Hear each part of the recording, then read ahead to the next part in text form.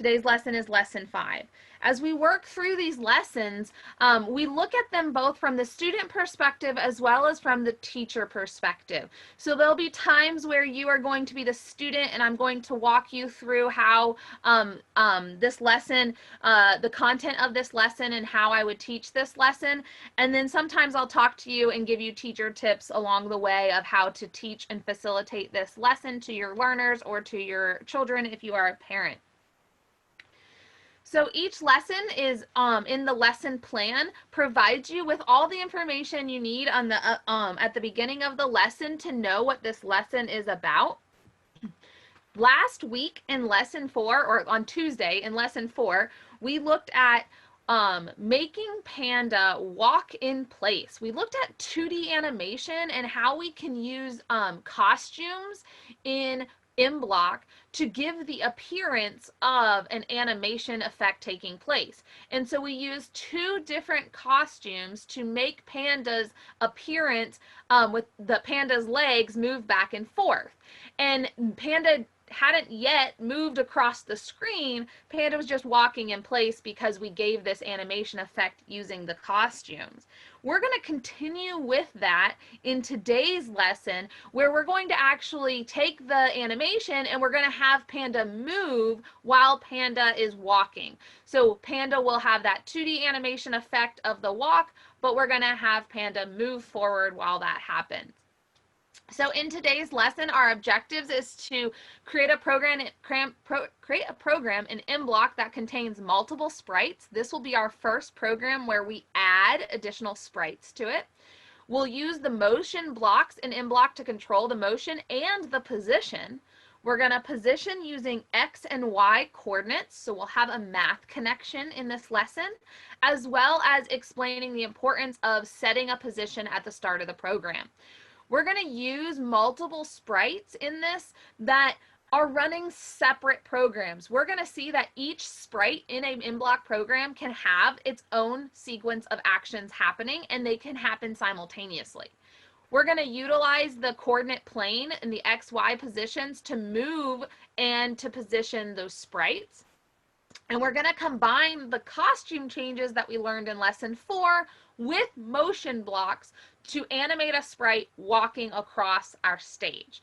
And we're going to look at how different values impact the blocks that we're using today. So in the past, like last lesson, we looked at how if we changed the value in the wait block, it caused us to wait a shorter or longer amount of time. We're going to explore how values in this lesson are going to make the speed of our motion slow down and speed up. So those are the basics of what we're going to do in today's lesson. Again, you need to have mBlock either installed on your computer to follow along, or you can use the website, the web app version of mBlock. Either one is perfectly fine for today's lesson. Just go ahead and have access to mBlock in order to follow along as we continue.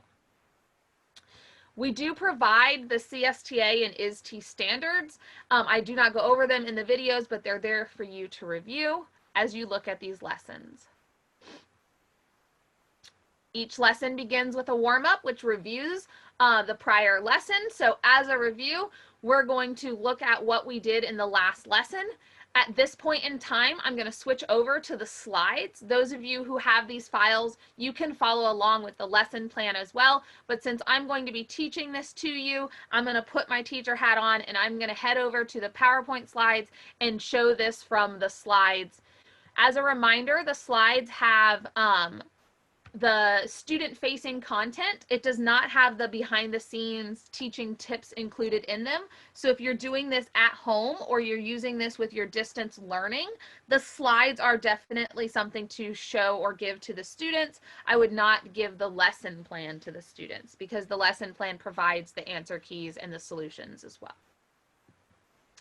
So as a review from lesson 4, we looked at this block or this program, this set of blocks last time, and this is where we left off. We ended our lesson with when the space key is pressed, forever repeat, switch to the next costume, wait half a second, and then repeat that again. And so that will happen forever. At our last lesson, we looked at some blocks and we explained what these blocks do. It was our first time seeing the forever block. And as a reminder, forever is a loop. Another loop that we learned last week was the repeat loop, And the forever block is going to continuously repeat whatever blocks are nested inside of it. We also added to our programming library the next costume block. If somebody wants to throw in the chat, what block category does next costume belong to? What category does it belong to? We've looked at a lot of purple blocks and they all fall into the same category because remember, blocks in mBlock are color coded. But next costume works when a sprite has multiple costumes, and it allows us to switch to whatever the next costume is that's in the costumes interface. In the last lesson, we also looked at the costume interface for the first time, and we were able to see costumes that were already included with a sprite that was in mBlock. And then we, to go through the chat box real quick, I see that some of you are saying that it's in the looks category, which is correct. The next costume is a looks block. And we've looked at many looks blocks, some of which were the say, we looked at the effects, and now we looked at costume.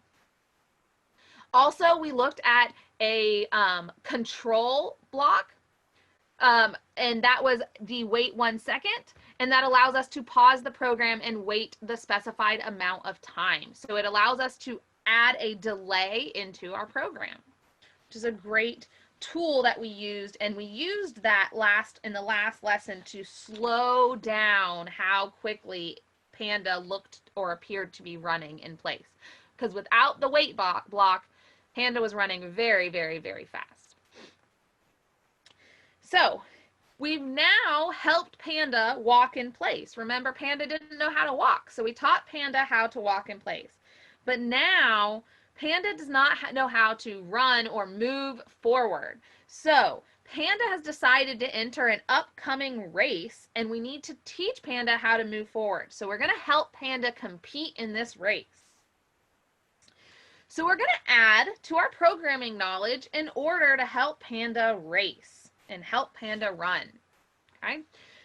The blocks that we're going to add are going to be in the motion block area, And the block that we're going to use is the move 10 steps. Now, we used this block very briefly in lesson 1, but we're going to use it and understand it quite a bit more in this lesson. Before we just put it into the script area just to see what happens in mBlock. But now we're going to combine it with everything we've learned to have Panda run or move. So as a reminder, we observed in lesson 1 that the move 10 steps block moves the sprite 10 steps to the right or in the direction that the sprite is facing. The distance can be changed. So we're going to use this to control how our Panda moves. Now, I have a question for you. This example on the right-hand side does not say move 10 steps. It says move 1 step. Okay, in the chat box, predict how the sprite will move when the value is increased or decreased. So, which of those, the move 10 steps or the move 1 steps, would be slower? Which one would be slower? Move 10 steps or move 1 step? You can go ahead and put that in the chat box. Which of these, move 10 or move 1, would be slower? Definitely, move 1 is the answer that many of you are providing, which is correct. The smaller number of steps or the lower number, as we decrease the number or the value in that move block, our sprite will appear to move slower across the screen. So we're going to go ahead and make this example we're going to make this example. And as a reminder, the PowerPoint slides do give instruction on how to do this. I'm going to head over to mBlock and I'm going to teach this to you so that you can see the instruction and follow along in mBlock. We'll return to the slides when we're done with these steps. So at this time, we'll move into mBlock. And when we're in mBlock, we're going to make a new file. If you had a file open, you'll want to close the file that you had open, so that we're looking at the new file page. We have a new file in mBlock. As a reminder, when we begin a new file, we begin on the Devices tab. We're going to move over to the Sprites tab because Panda is a sprite in our document. It's not a device. And we're going to go ahead and build out that example code that we saw. If you've been following along with these lessons as we go along, you should be able to, based on the colors of these blocks, find these blocks. So I would ask that you go ahead and build your code. As you can see on my screen, we're going to find and select the appropriate blocks from the block area to put when the green flag is clicked, repeat forever, the forever loop. And inside of that forever loop, we're going to add that new block that I just talked to you about. That new block is the Move 10 Steps block. It is in the blue motion category of our block library or our block area. And then we're going to combine that with our next costume block that we learned last lesson. So we have a basic program here. We are going to change this down to one step, like our example instructed us and the instructions in the lesson plan tell us. So when the green flag is clicked, forever repeat, move one step, next costume. Now, I talked in the last lesson about the importance of having your students read the code and read the blocks as they show on the screen, because sometimes they will think they told it to do something, but they might have left out a portion. So having them read from top to bottom can be very, very helpful. And so as a teacher or as a parent, as you're instructing your learner, you're going to want to read your code as well and get in the practice of reading that to them. So to run our program, we hit the green flag. I'm going to bring mine a little bit bigger so you can see it. And when we press the green flag, we should be able to run this program. It's going to run forever. As a reminder, it will not stop until I tell it to stop. Okay, because a forever block will run forever. We learned in the last lesson that this glowing yellow border around a section of our code means that that code is running. I'm going to go ahead and hit the stop. So I would like for you in the chat box to tell me or describe where on the stage Panda is located after the program runs for a little while. Where is Panda located right now? I've ran the program. I've let Panda move forward. In the chat box, go ahead and describe what problem, where is Panda located and what problem do you see? I'm going to run this again, and you can do that as well. You can run your program again. You can stop, run again, stop. There's a problem here. I see a problem. Can someone describe in the chat box the problem that we see?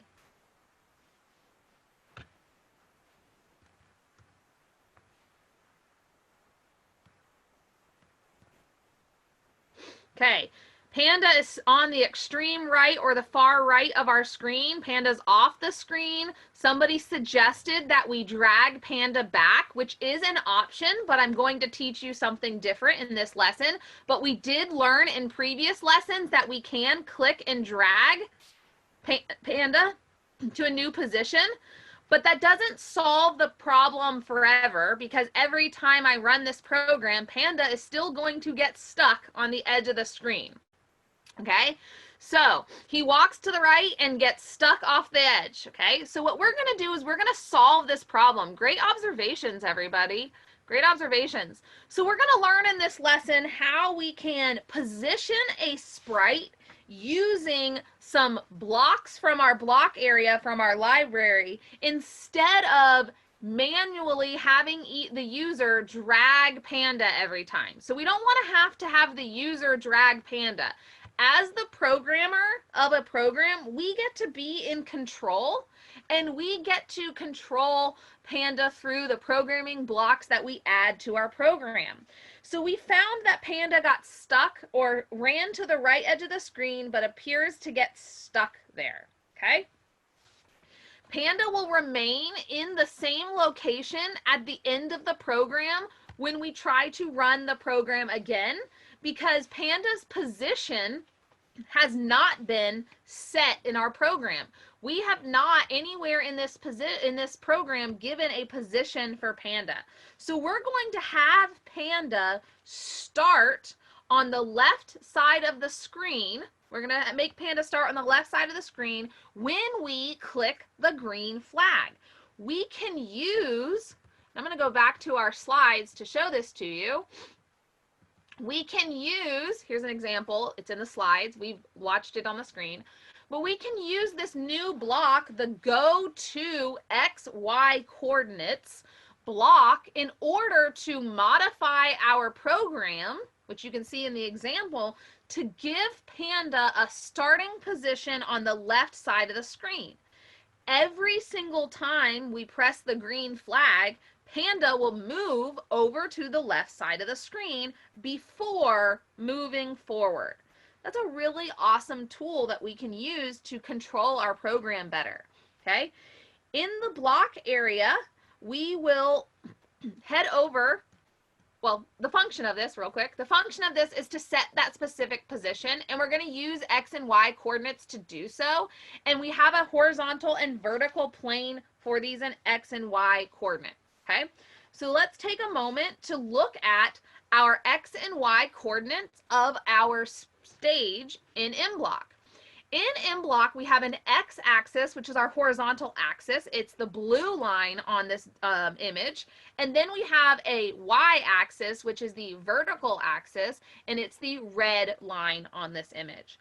Okay, the minimum value for X is negative 240, and the maximum value is positive 240.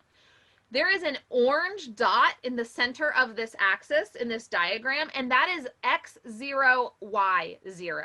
X0, Y0 is center on your stage, and everything to the left of that is negative, and everything to the right is positive. When we're looking at the Y-axis, our minimum or lowest value is negative 180, and the highest or maximum value is positive 180. So everything above that orange circle is positive, and everything below that orange circle is negative. This is the way the X and Y coordinates work in mBlock. So, if your students don't have familiarity with X and Y coordinates, there is a feature in mBlock that's going to help them determine what those X and Y coordinates are, and I will show those to you in a moment. But in the chat box, where could we put Panda if I wanted Panda to start over here on the left side of my screen? I'm going to go back to mBlock. If I wanted Panda to start over on the left side of the screen, okay, over here somewhere, what would be a good estimate for X and Y coordinates? Take a guess. Take a guess of what could we put, looking at our coordinate plane here in our diagram, what X value and Y value could we use to position Panda on the left side of our screen? Everyone will have a slightly different answer to this question, and that's okay. That's okay. So we have some of you saying that the X should be 0 and the Y could be negative 240. Many of you are saying that same thing. That's a great position. We could do negative 240 to negative 250. Someone's saying we can have him partially off the screen. You can go a little bit off. Flavio is saying negative 191 and negative 85. That's great. That would put Panda down a little bit below the middle of the vertical axis. Great answers. Very good answers. So let's go ahead and let me show you what I was talking about that shortcut that mBlock provides. When you are in mBlock and you move your Panda around, when you move Panda around, click and drag, you will notice in your Sprites tab that there are X and Y fields right here that give us the coordinates of where Panda is. So every time you move Panda on your stage, those X and Y coordinates will change. So we can move Panda off to the side and get a value there, okay?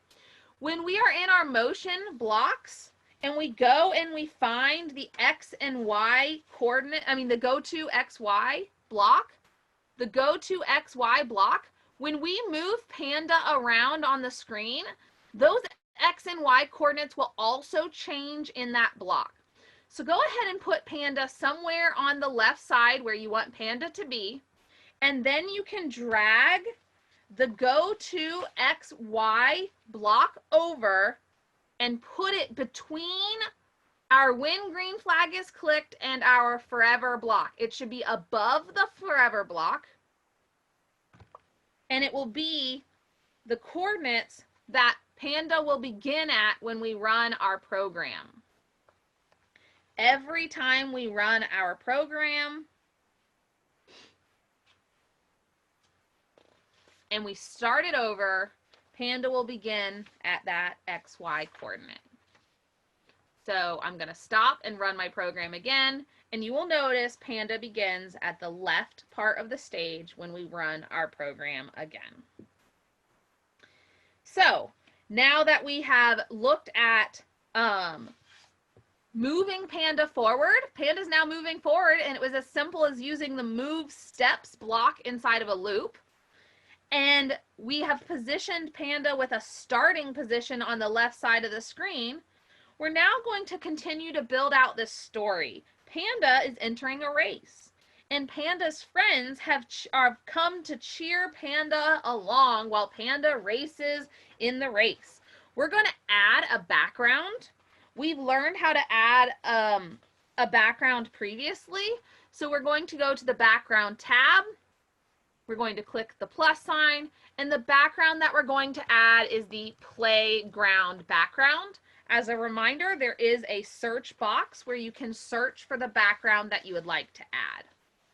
We're going to add the background playground because you can see the race goes along the track goes along the field. Now my Panda's a little too high, so I'm going to reduce my Y position to about a negative, let's try negative 80. I'm going to do negative 95 to get Panda running on the racetrack and not on my grass. Okay, so I reduced my Y to bring Panda a little bit lower. Okay.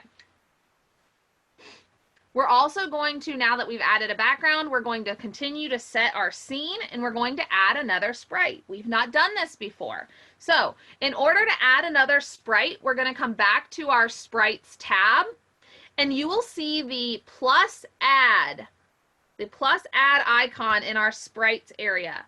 And when we click the add icon, we get the sprite library. And we're going to search for Boy 11. Boy 11. Boy 11 is one of Panda's friends. And we can move Boy 11 to the sidelines in the grass wherever you want Panda 11 to be. Boy 11 to be. And we are going to program this friend to cheer for Panda. And I'm going to head back to the slides. And as a reminder, all of these instructions are in the slides. What we would like to do is we'd like to build this program. We're going to find and select the appropriate blocks from the block area to create this program. When the green flag is clicked, we're going to use a forever loop, and boy 11 is going to cheer for 0.5 seconds, wait 0.5 seconds, and then that will repeat continuously.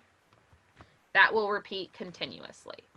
Heading back to mBlock, we know now where to find those blocks because we've been working through these lessons, and we're going to, when the green flag is clicked, forever say, cheer, 4.5 seconds, and wait. If you did not have time to build that one out, that's okay. You can just watch on my screen to see how it works, and then you can come back to it later. Since that's a review from a previous lesson, I want us to continue on. So you can see that boy 11 is cheering for Panda. Okay. Now, when we add a sprite to mBlock, how do we know whether or not a sprite has multiple costumes? And this is in the lesson plan.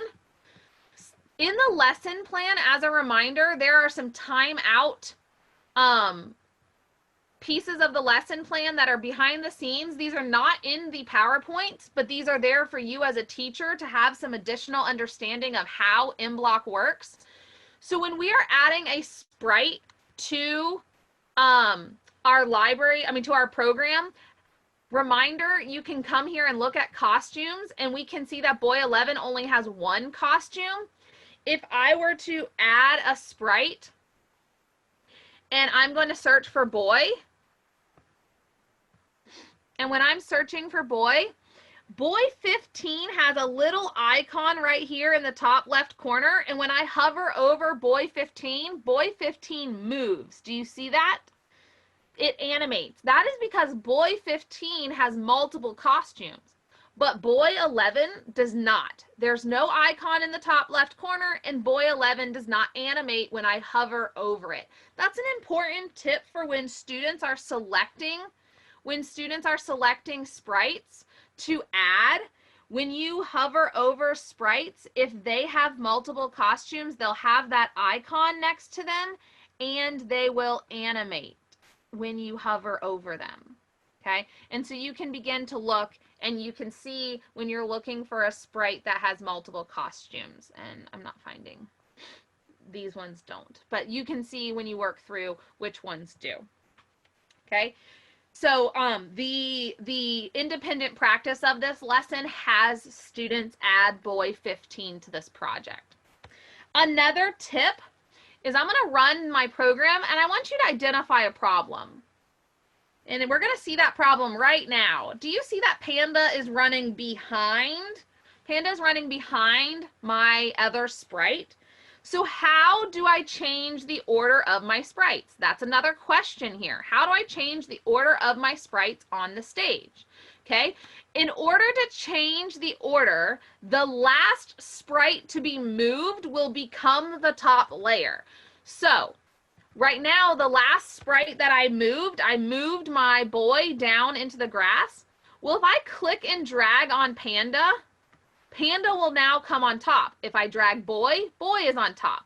If I drag Panda, Panda is on top. So I just need to drag Panda to put Panda back on top. And now when I play my program, Panda is in front of the other sprites. So in this lesson, we looked at having Panda race. We looked at putting Panda motion and movement along with that animation we learned in lesson 4. We looked at the importance of setting a starting position at the beginning of our program being run so that our program can reset. We can press the green flag and Panda will start at the left side of the screen. We looked at how we can add another sprite to our program. We looked at adding another sprite to our program, and that sprite that we added was boy 11. And as a reminder, the slides walk through all of those steps as well, so you can provide those to the students. Here's an example of what their program will look like. This is when we get into the independent practice lesson part of the lesson. As we work through the lessons, each lesson has a guided practice for you as the parent or the teacher to work with your learners on. And then there's an independent practice portion of the lesson where students are given challenges and are given just requirements of that challenge to be able to showcase the learning that they had in this lesson. And so in this example, the students are being tasked with creating a project by adding another sprite to their project. So they're going to include boy 15, who is going to also cheer on Panda when the green flag is clicked. And then they're going to have boy 15 change costumes while cheering for Panda. Panda is going to move across the stage when the green flag is clicked, and Panda is programmed to start at the left side of the stage when the green flag is clicked. As a reminder, each lesson also has an extension, and the extension is for students that have remaining time, or if you want to challenge some students or all students with additional challenges, we can add a third friend for cheering on Panda. We can have Panda say something at the beginning before starting to move forward. We can trigger the start of the race using the space key instead of Panda starting to move at the very beginning of the green flag being clicked. We can change the appearance of boy 11 or even one of the other sprites we've added to using the transformations that we learned in lesson 3. And so there's added challenges here for your learners to be able to continue to add functionality to this program. As a reminder, the lesson plan does also in the independent practice give you as the teacher some of the information that can be helpful. So here's the code that would be used for boy 15. And we can go ahead and try this out together. We can go ahead and add another sprite so we can practice it one more time, and then that way you will have worked through the independent practice as well. We're going to add another sprite, and as a reminder to do that, we're going to be on the Sprites tab. We're going to click the add icon, and we're going to search for boy 15.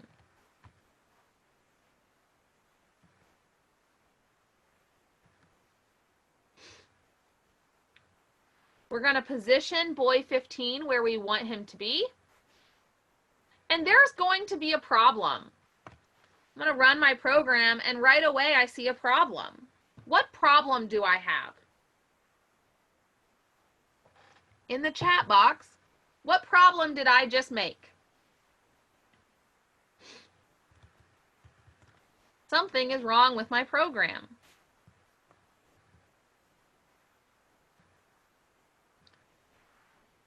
So I'm getting the recommendation in the chat box that I need to put Panda on top. How do I put Panda on top again? I'm not sure I remember how to do that. How do I make Panda go in front of boy 15? Because right now Panda appears to be running behind boy 15, which is makes it look like boy 15 is standing on top of Panda. So how do I fix that? Okay, I can click on or drag Panda. So if Panda is the last thing I click on or the last thing I move, now Panda will be on top. Pretty simple solution. Thank you all for your assistance and reminding me. Sorry, I forgot. And now we're going to program boy 15. We're going to program boy 15. We're going to have boy 15 be triggered by the when the green flag is clicked event. We're going to have boy 15 repeat the cheering forever because boy 15 wants to cheer like a good friend and cheer over and over and over again. We're going to use the say block. We're going to use the say block.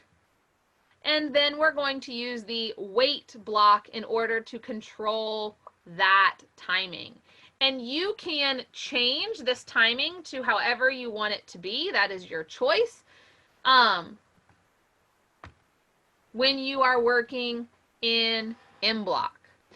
Okay, and so now Panda's friends are cheering Panda on as Panda is racing across the racetrack.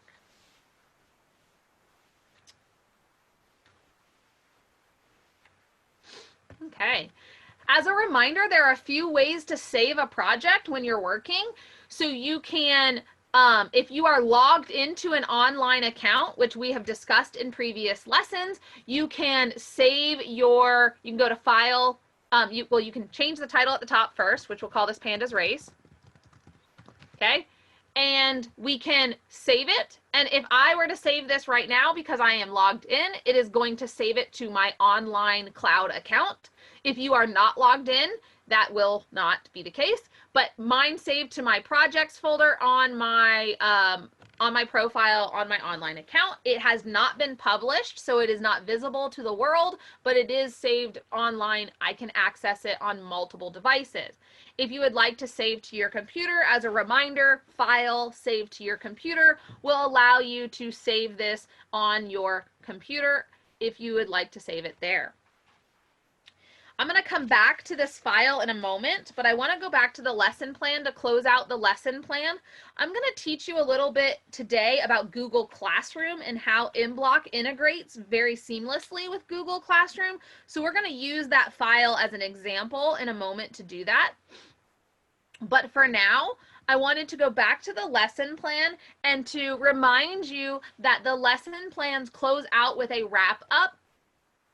And in this case, the wrap up that is suggested is to have that sharing out again where your student projects are on display. And we've gone over this in lesson 2, I believe it was, where we had students communicate and collaborate around the projects by sharing something they found interesting and something they suggest improving on each other's projects.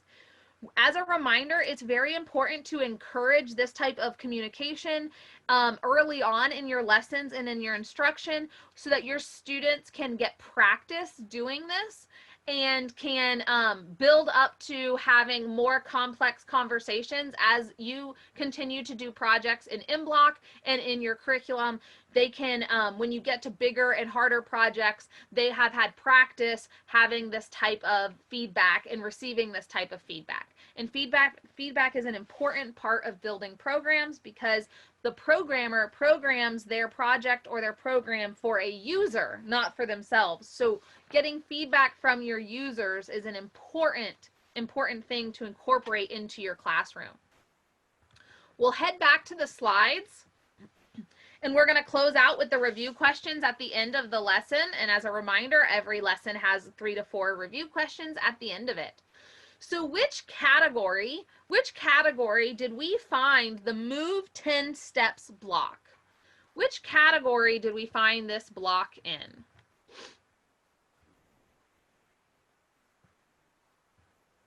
Motion, D, great answer. Okay, motion D. It is in the motion category. Which of the following blocks allow us to position a sprite on the stage using the specific coordinates? Which one of these blocks did we use today to control the position of our sprite, the position of our sprite? I see many of you are answering B, which is correct. Now, this was the positioning with specific XY coordinates.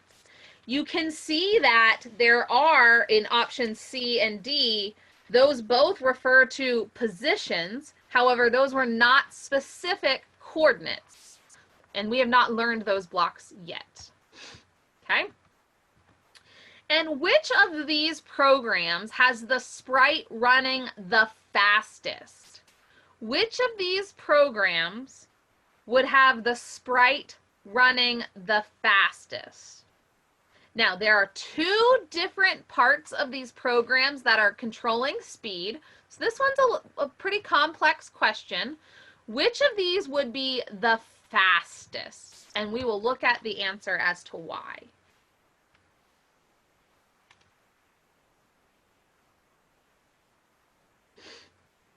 See a few different answers. The consensus appears to be B, and we're going to explain why B is the correct answer. Why B is the correct answer. Okay, programs C and programs D both have a wait 0.5 seconds inside of the loop. So even though this one moves 50 steps and this one moves 10 steps, they have a wait 0.5 seconds between taking each step. Okay, so this one would move 50 steps. Option C would move 50 steps, wait half a second, move 50 steps, wait half a second, move 50 steps, wait half a second. Okay, options A and options B do not have that wait block, so therefore they're not being slowed down by that delay or that pause in the program. So option B would be the correct answer because option B has it moving 50 steps, moving 50 steps, moving 50 steps, moving 50 steps without a wait in between taking each, performing each step. Something to think about there is that the wait and the move blocks are what controlled the speed. Now we have a little bit of time, which was purposeful. I want to go through one more feature available to you with mBlock and using it in with education with your students. And this can be very helpful for any of you instructors that are doing distance learning and working from home and are using Google Classroom as a tool to facilitate your learning in this virtual space. So mBlock has integration built in to work with Google Classroom. And when you are working in mBlock, I'm going to open up a sample program from today's lesson, lesson 5. I'm going to open up example 1. Example 1 is a file that we worked with at the beginning. This was the first thing we did. And I'm going to drag these blocks and separate them out. Okay? I'm going to separate the blocks and move them around, and I'm going to have them not connected. Okay?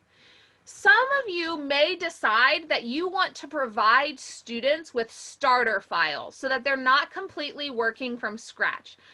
So what we can do is we can make this file. It has the blocks that they're going to need, but we're going to have them have this file. We can give it to them via Google Classroom. They can take this file and use it to begin the lesson. Okay? And so what we're going to do is we're going to go to File, Share To. Well, first and foremost, make sure that your file name is what you want it to be, because that's the file name that will come through Google Classroom. We're going to go to File, Share To, and then when you go to File, Share To, it's going to first save your file so you have it saved. And then it's going to allow you to share to Google Classroom, and you will click on Share Project to Google Classroom. Okay?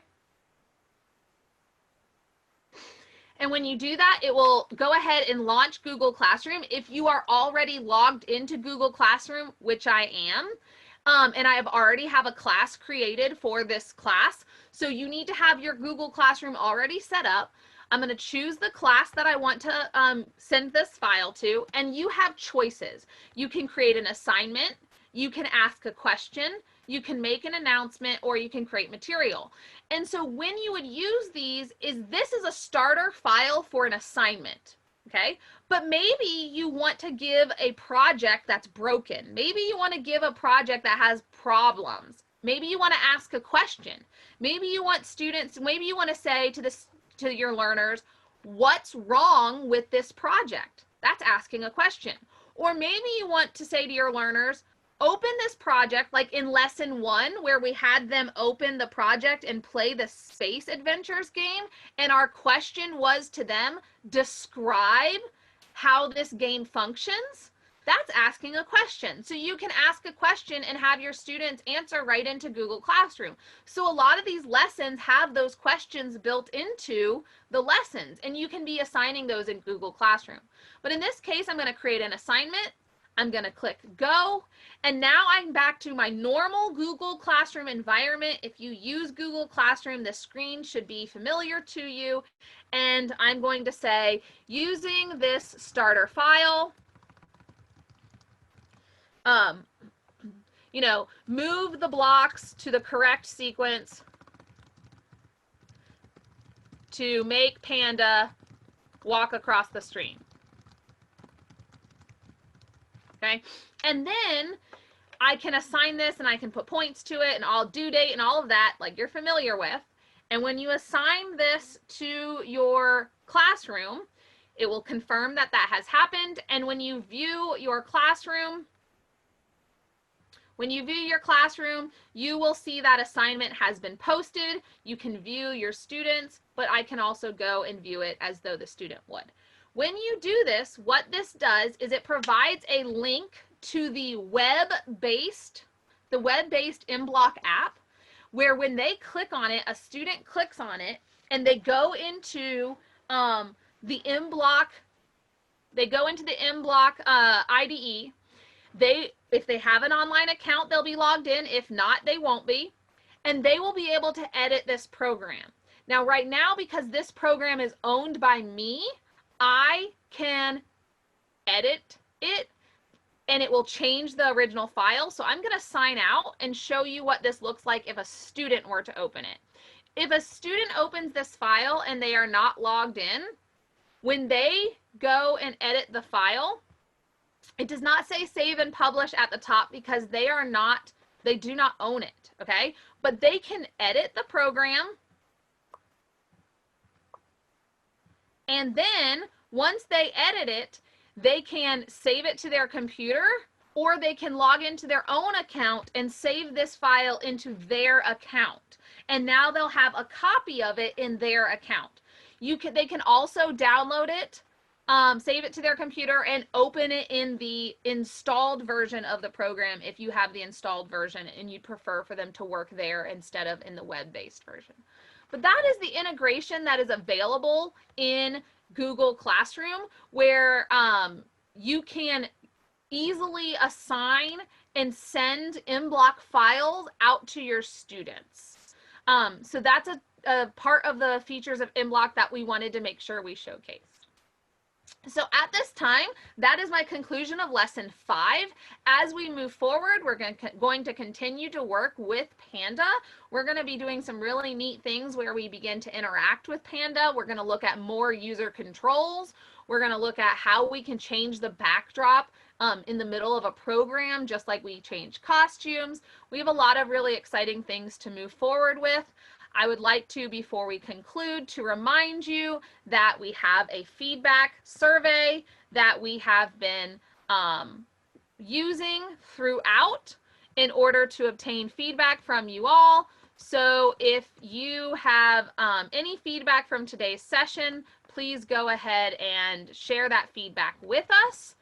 And we will open up the floor to questions and answers. I know that there is one question that was asked that we have not covered, which was, how do you control the overlapping of the word bubbles? So actually, let me show you that in mBlock. Okay, let me open my project from my account that I had multiple people talking. And you will see that if your characters are really close together, that your word bubbles will overlap, okay? We will also see that if your panda is in front, but, oh, hold on, let me move him lower.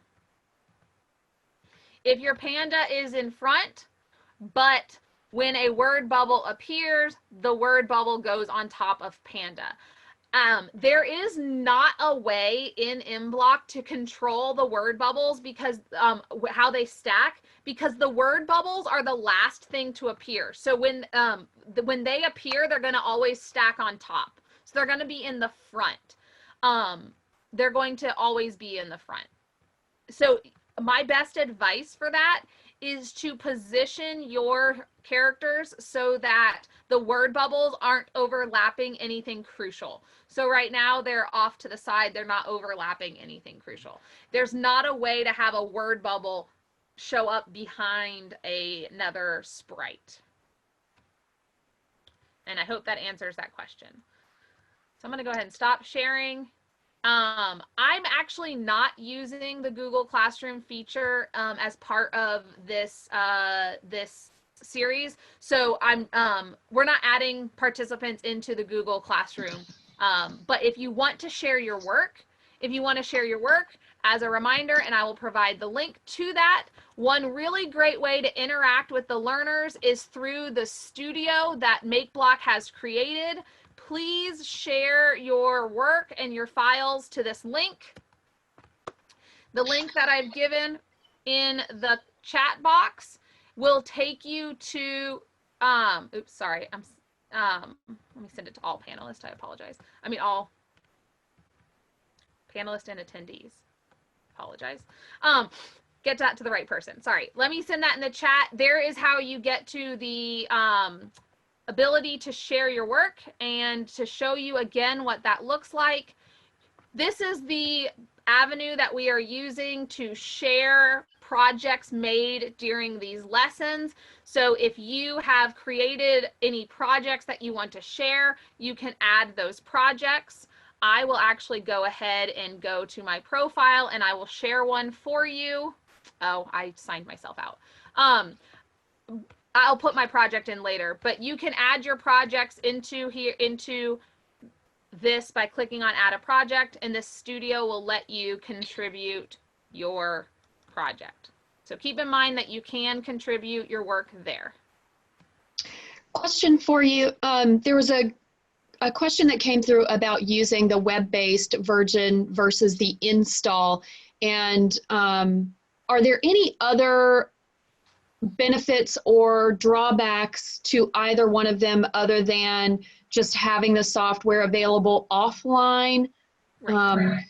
The offline feature, as well as if you're using this in the classroom at a school, which I know none of us are at schools right now, but a bandwidth issue. If you have all of your students online in mBlock, some schools don't have the internet bandwidth or capacity to handle that, and so they ask that their schools, that the school district will ask that the teachers use the installed version because it's less demand on the school's network. But both features allow you to control both devices as well as your sprites. When we get into programming hardware, so if you're using mBlock with hardware, with mBlock hardware, like the mBot robots or the mTinies, or you are programming the Halo code or just different mBlock devices, the hardware, robots and devices, you will, if you are on a, you will also need to install the drivers for those, especially if you're using the web app, because the web app does require those to be installed.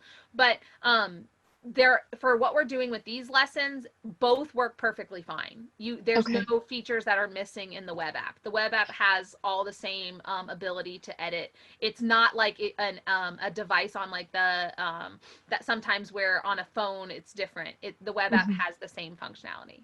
Okay, and as far as like logging into accounts from home or at school, they can do that in the web app or in a download. Okay. You can be logged in both. I'm usually logged in both.